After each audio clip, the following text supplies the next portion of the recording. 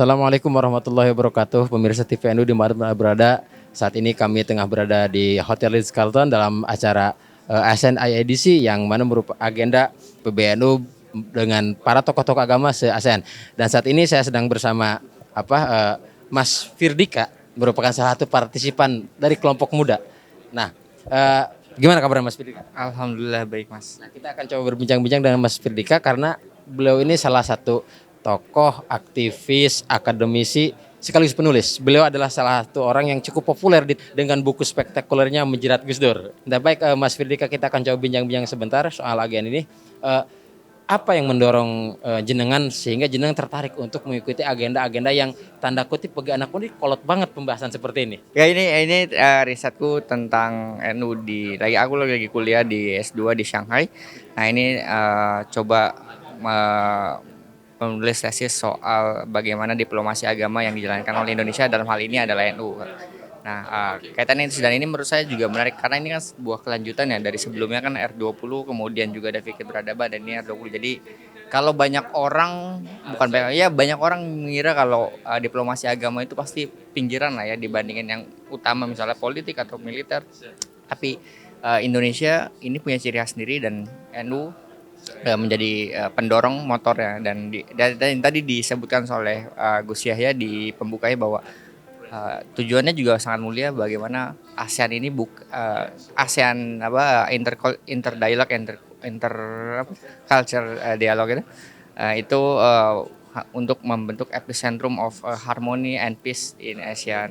Ini Southeast Asia saya sangat menarik. Menurut jenengan sendiri, bagaimana potensi daripada forum kali ini untuk membangun tadi peradaban yang harmoni, peradaban yang toleran, khususnya ASEAN sebagai sebuah epicentrum peradaban yang akan mewarnai toleransi di dunia nih?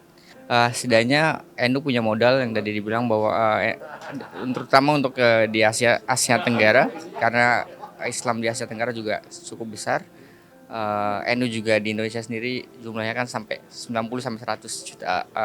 Itu jadi pertama masa dalam modal besar, yang kedua adalah bagaimana bisa NU memengaruhi pembuat kebijakan dalam ini pemerintah dan Kementerian Luar Negeri. Karena yang tadi dibilang Gus Yahya juga bahwa dibilang saya pernah baca gitu di salah satu berita bahwa karena NU ini kan kalau dalam teori di diplomasi NU ini kan non state actor.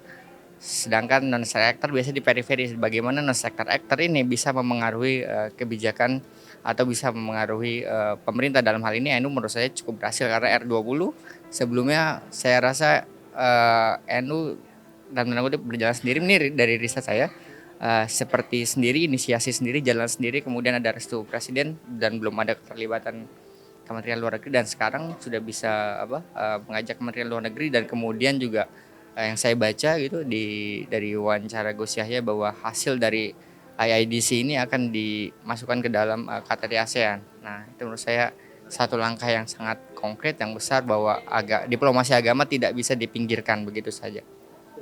Mas, tadi kan menarik nih ada satu hasil riset penelitian yang disampaikan oleh Pak Presiden ya. Ya. Soal tingkat agnostik yang tinggi. Dan itu kan mungkin salah satu golongan kelompok muda kayaknya. Karena kita ketahui lah kelompok muda merupakan kelompok yang tadi masa pikiran jati diri. Nah, menurut jenengan sendiri, apa sih yang membuat masyarakat dunia khususnya merasakan harus agnostik gitu? Apakah kemudian agama itu dirasa tidak penting? Menurut sampai sebagai anak muda, kacamata anak muda. Menurut saya menurut saya keputusan yang tadi riset disampaikan oleh Pak Jokowi kan itu juga kita harus melihat bahwa riset itu dilaksanakan di mana. Karena lingkungan juga mengaruhi, mungkin di lingkungan yang seperti sekuler negara-negara barat itu ya biasa aja, tidak ada dan tidak ada agama pun ya kehidupan tetap bisa berjalan lancar, bahkan mungkin tidak ada konflik di dalamnya. Sedangkan begitu ada agama ya ini bisa diskusi banyak tapi mungkin bisa jadi masalah karena saya pernah baca juga kalau nggak salah saya bilang agama juga pernah menjadi problem dan bagaimana bisa mengakui masalah yang ada di agama kemudian mencari titik temunya, mengakui dan kemudian mencari titik temu bagaimana agama bisa memberi solusi dan saya rasa itu yang mungkin anak muda di luar ya tadi ya karena lingkungan dan kulturnya juga mungkin berbeda, jadi saya tidak bisa tahu pasti untuk hal itu. Lain Mas, pesan jenengan kepada kaum muda bagaimana untuk tetap teguh berpegang teguh dalam nilai agama spirit moral utama dalam menjalani kehidupan? Saya rasa buat anak muda, terutama di Indonesia, agama tetap bisa menjadi membuat apa ya, menjadi sebuah harapan juga solusi bagaimana kondisi hari ini. Misalnya banyak intoleransi yang terjadi, mungkin yang ada intoleransi terjadi mengatasnamakan agama itu bukan dilakukan oleh agama, tapi kan oknum-oknum ya, orang-orang yang person. Jadi kita harus membedakan mana personnya yang melakukan tindak intoleransi dengan ajaran agamanya. Saya pikir buat anak muda ya kita jangan cepat terpengaruh kayak gitu lah ya. Jadi yang penting banyak baca dan ya waspada untuk hal itu.